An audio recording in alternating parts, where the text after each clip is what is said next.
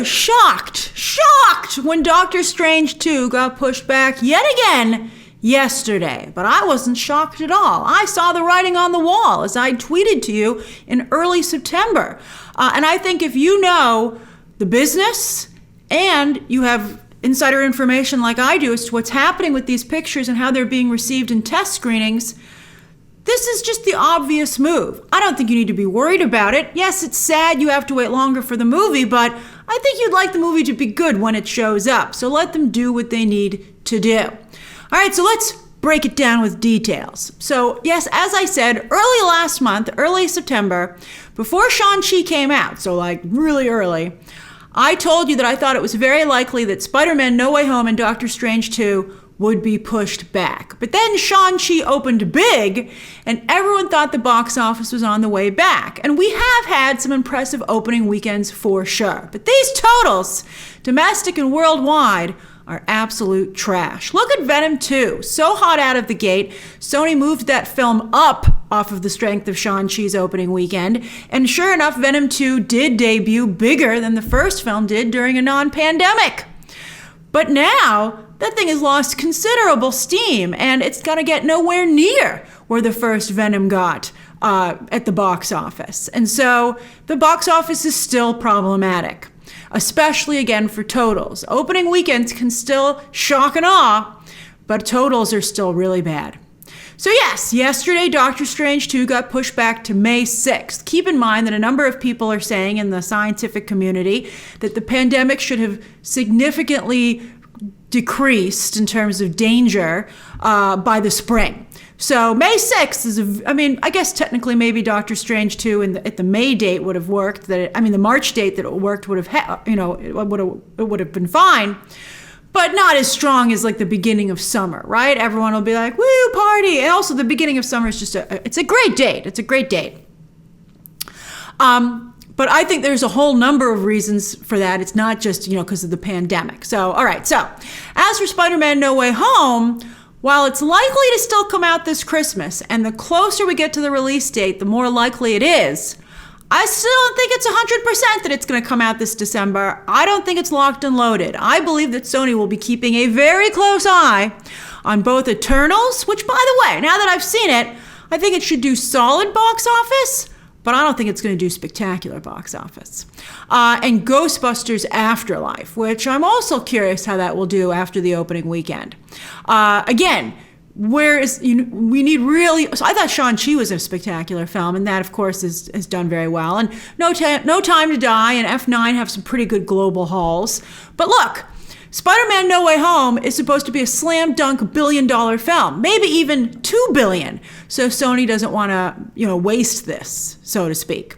And Sony is in good shape if they do want to move it. They had to release the first trailer because it leaked. I'm not convinced they would have released it if it hadn't leaked, quite frankly, because I think they weren't sure at that point what they were going to do with the movie.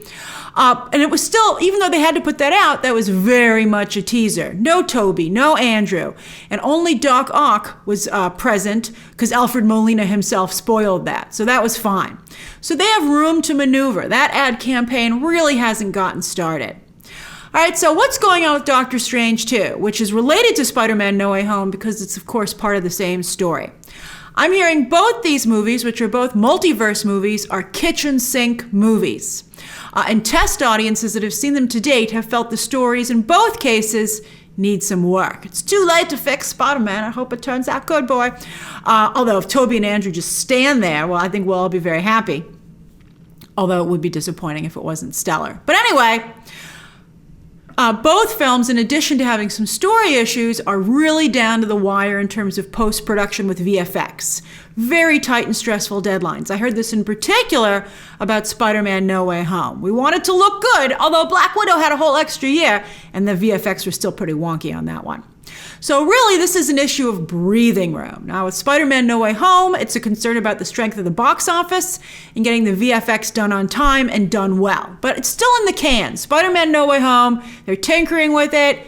It's ready to go, though. Just like the Batman is in the can. But Doctor Strange 2 is not in the can. Yet another reason to push that baby back. Doctor Strange 2 is currently going through extensive reshoots. I hear not only to fix those story problems, which I hear were significant, but to add a lot more characters. I hear they're adding a ton more characters because Marvel felt they were too light on Easter eggs to please fans. This is supposed to be the Multiverse of Madness, not the Multiverse of Meh. I mean, from what the leaks that I've seen, what my sources have confirmed, leaks that have gone out, I've heard other things. There are some pretty cool characters that are going to show up as part of the Illuminati if they stay. I mean, they could still switch them out, but I mean, that's going to make people go wild. But overall, it is still playing very much like a Doctor Strange movie and not like a de facto Avengers movie like we've seen in the case of some other standalone films. Very Doctor Strangey. And, that's not really how I think it's been sold. But don't worry. Marvel realizes this, and they're like, we need more characters. So they're putting them in. But that means that the movie, with all these reshoots, needs to edit all those reshoots, edit them in, and do post-production on all those new reshoots and all the characters that are being added. That's a lot of work. So that is something that they can certainly benefit from additional room to work. And then there's the issue of being too close to Spider-Man No Way Home, and so they have to make sure they can properly advertise the movie. Blockbusters, on average, have 3 trailers: a teaser trailer, a main trailer, and a final trailer, and then a whole bunch of TV spots. But 3 trailers. And Doctor Strange 2 can't even begin to advertise until No Way Home hits theaters, and probably not even opening weekend. You can't give something away in a trailer that plays in front of the movie you're about to watch that's a spoiler, right? So they would have maybe about 3 months only to promote the film. That's very truncated for a promotional campaign.